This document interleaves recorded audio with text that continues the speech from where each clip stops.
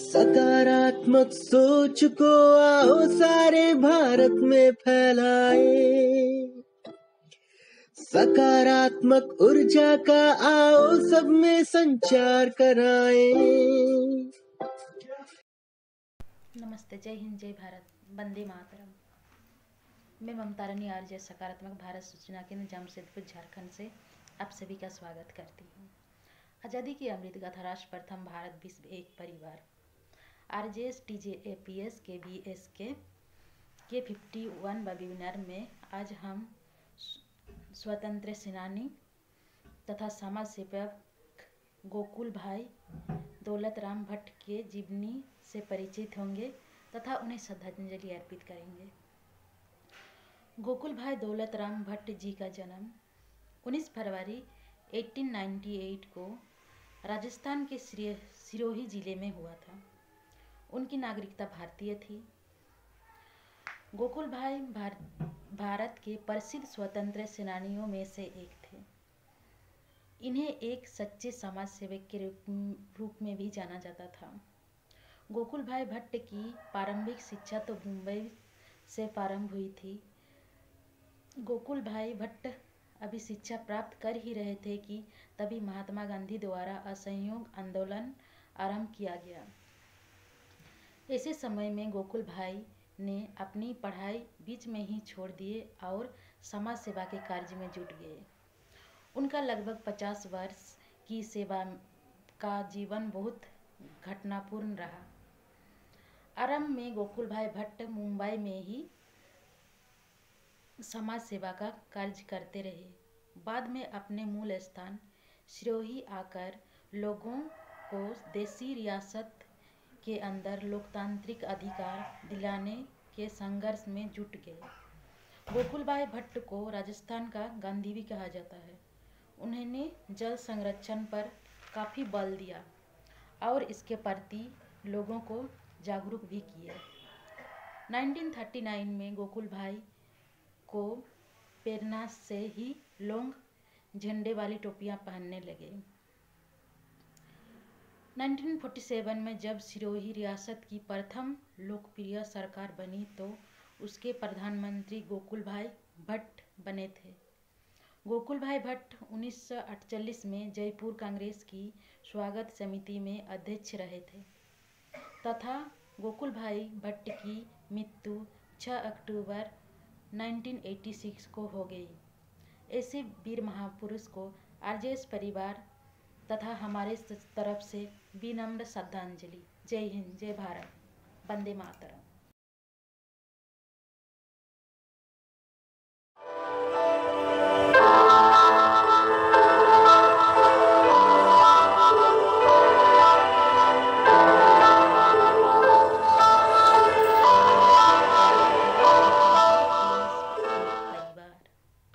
RJS TJAPS KVS के आज़ादी की अमृत गाथा में आज हम चर्चा करने जा रहे हैं अंतर्राष्ट्रीय मातृभाषा दिवस के बारे में।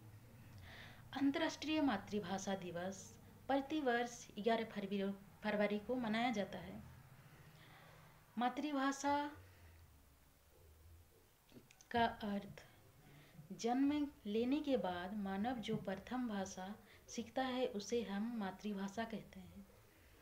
मातृभाषा किसी भी व्यक्ति की सामाजिक एवं भाषाई पहचान होती है। मातृभाषा के द्वारा हम जो सीखते हैं वह संसार के किसी अन्य भाषा में नहीं सीख सकते। कोई भी दिवस मनाने के पीछे उसका एक महत्वपूर्ण कहानी और एक उद्देश्य होता है। आइए जानते हैं मातृभाषा दिवस की प्राचीन कहानी। बांग्ला भाषा बोलने वालों के मातृभाषा के प्रेम की वजह से ही आज हम दुनिया में राष्ट्रीय मातृभाषा दिवस के रूप में मनाते हैं। इसके लिए इन्हें पश्चिमी पाकिस्तान से लेकर यूनेस्को तक की लंबी लड़ाई लड़नी पड़ी थी।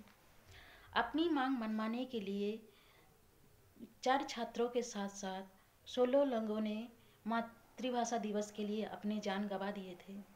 लेकिन इनकी मातृभाषा के प्रति इनकी प्रेम इतनी थी कि यह संघर्ष से पीछे नहीं हटे। यह तो हम सब जानते हैं कि 1947 में भारत के आज़ादी के साथ साथ भारत के दो टुकड़े हो गए थे। इस्लाम के आधार पर भारत से अलग होकर पाकिस्तान नाम का राष्ट्र बना, लेकिन बंटवारे के तह तक जाएंगे तो हमें पता चलता है कि 14 अगस्त 1947 को भारत के दो टुकड़े नहीं बल्कि 3 टुकड़े हो गए थे, क्योंकि मुस्लिम आबादी के आधार पर भारत से टुकड़े होकर पाकिस्तान बना और पाकिस्तान भाषाई तौर पर 2 टुकड़ों में बट गया। एक बांग्ला बोलने वाले जो पूर्वी पाकिस्तान कहलाया गया और एक उर्दू बोलने वाले जो पश्चिमी पाकिस्तान कहलाया। 22 मार्च 1948 को मोहम्मद अली जिंदा ने सार्वजनिक तौर पर यह ऐलान किया था कि राजकाज की जो भाषा एवं सरकारी कार्य उर्दू में ही होगी। इससे बांग्ला बोलने वाले पूर्वी पाकिस्तान के लोग भड़क उठे और आंदोलन छेड़ दिए।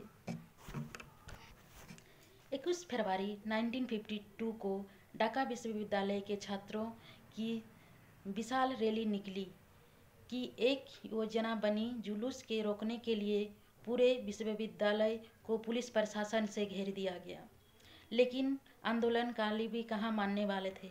जुलूस विश्वविद्यालय के बाहर निकला ही था कि पुलिस प्रशासन द्वारा 4 छात्रों को गोलियों से छल्ली कर दिया। इसके साथ साथ आंदोलन और बढ़ता गया और साथ ही 4 छात्राओं के साथ साथ और भी लोग मारे गए, जिसमें कुल 16 लोग मारे गए। इस प्रकार मातृभाषा दिवस के लिए हमारे देश के लोग मातृभाषा दिवस मनाने के लिए कई लोगों ने अपने प्राण गंवाए हैं। इस प्रकार यूनेस्को द्वारा अंतर्राष्ट्रीय मातृभाषा दिवस की घोषणा से बांग्लादेश के भाषा आंदोलन दिवस को अंतर्राष्ट्रीय स्वीकृति मिली, जो बांग्लादेश में सन 1952 से मनाया जाता रहा है। हमारा देश एक बहुभाषाई देश होने के कारण हमारे देश में सभी भाषाओं को सम्मानजनक रूप से देखा जाता है। मातृभाषा दिवस मनाने के उद्देश्य यही है कि भाषाई और सांस्कृतिक विविधता और बहुभाषावाद के बारे में जागरूक को बढ़ाना। जय हिंद, जय भारत, वंदे मातरम।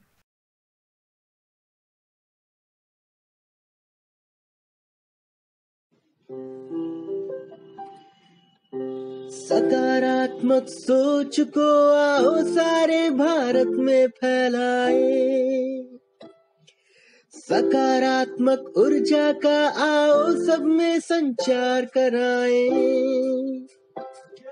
ऐसा ना हो कि हम अपनी जिम्मेदारी भूल न जाए, क्यों इंतजार करें हम किसी का, आओ एक मशाल जलाए। सकारात्मकता के उदय का चलिए हम उद्घोष कराए। RJS जय हिंद के नारों से अपना देश जगाए। RJS वंदे मातरम से सारी